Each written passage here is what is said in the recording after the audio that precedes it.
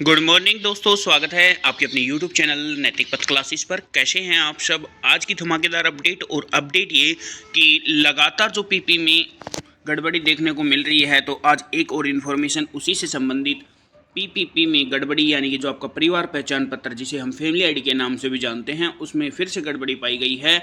गलत ओटीपी की वजह से अज्ञात सदस्यों को जोड़ा गया है, यानी कि एक रॉन्ग ओटीपी आने की वजह से अननोन पर्सन्स को फैमिली आईडी में जोड़ा गया है। रद्द हो गई सीएससी की मान्यता। अब कौन से सीएससी की मान्यता रद्द होगी वो हम इस वीडियो में जानेंगे। अगर आप जानना चाहते हैं कि सूचना क्या है तो वीडियो को स्टार्ट से एंड तक देखिएगा, जिससे कि आपकी इन्फॉर्मेशन मिस ना हो। तो आइए स्टार्ट करते हैं, क्या इन्फॉर्मेशन है।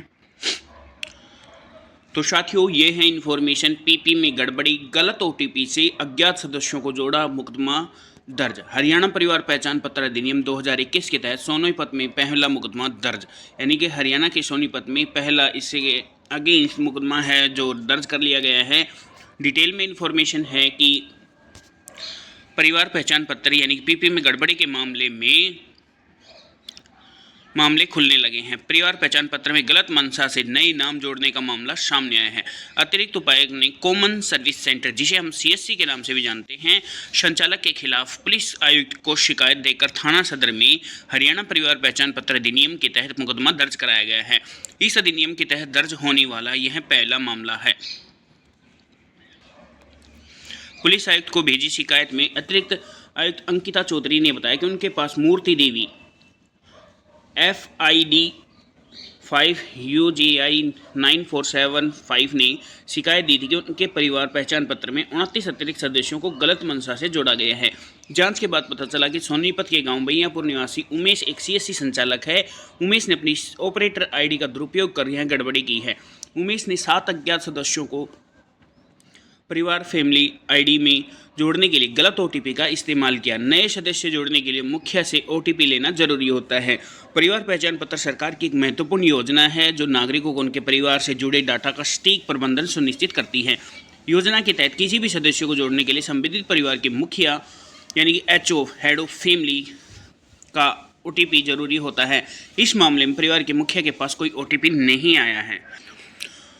हुआ क्या है कि हरियाणा में फैमिली आईडी, जिसे हम परिवार पहचान पत्र के नाम से भी जानते हैं, अगर हम उसमें कोई भी करेक्शन या अपडेट करते हैं तो जो परिवार का मुखिया यानी कि हेड ऑफ फैमिली जो होता है उसके पास ओटीपी आता है। लेकिन इन्होंने शिकायत की है कि इनके पास कोई ओटीपी नहीं आया है और बिना ओटीपी आए यानी गलत ओटीपी का यूज करके इसमें 7 सदस्य जोड़े गए हैं।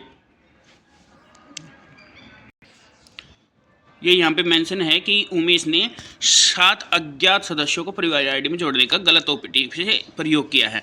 तो जो परिवार पहचान अधिनियम है उसके तहत जो मामला है ये पहला दर्ज कर लिया गया है और जो सीएससी संचालक है उसके खिलाफ कार्रवाई होगी। अब ये रद्द हो गई सीएससी की मान्यता। ये यहाँ पे कौन से सीएससी की मान्यता रद्द हो गई।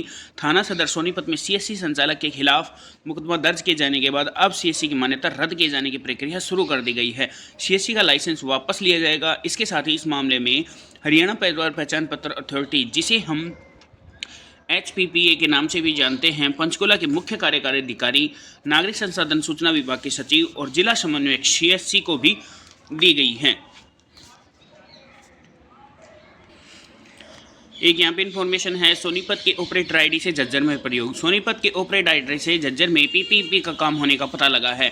नागरिक संसाधन सूचना विभाग की जांच में सामने आया कि आरोपियों ने समाधान शिविर की आड़ में खेल किया। इसमें अलग जिले की ऑपरेटर आईडी का प्रयोग किया गया, यानी कि सोनीपत की एक ऑपरेटर आईडी थी, उसका गलत यूज कहाँ किया जा रहा था, जो झज्जर जिला था उसमें होने जा रहा था। तो ये जो मामला है, समाधान शिविर की आड़ में ये सब खेल चल रहा था। अब ये मामला सामने उजागर हुआ है और इसके खिलाफ भी कड़ी कार्रवाई की जाएगी। अतिरिक्त उपायुक्त अंकिता चौधरी ने कड़ी कार्रवाई करते हुए पुलिस आयुक्त को मामले की जांच करने और हरियाणा परिवार पहचान पत्र अधिनियम, भारतीय न्याय संहिता और सूचना प्रौद्योगिकी अधिनियम की धारा 36 के तहत प्राथमिकी दर्ज करने के लिए लिखा है। इस पर कार्रवाई करते हुए थाना सदर ने मुकदमा दर्ज कर लिया है, यानी कि जो गलत ओटीपी से जोड़े गए हैं सदस्य, इससे संबंधित जो मामला है वो दर्ज कर लिया गया है। तो ये एक अपडेट थी साथियों। अगर आप इसी तरह की अपडेट पाना चाहते हैं तो बेल आइकन को ऑन कर लीजिएगा। जब भी हमारा नेक्स्ट अपडेट आएगा तो उसका वीडियो आपको नोटिफिकेशन आपको मिल जाएगा। थैंक यू दोस्तों।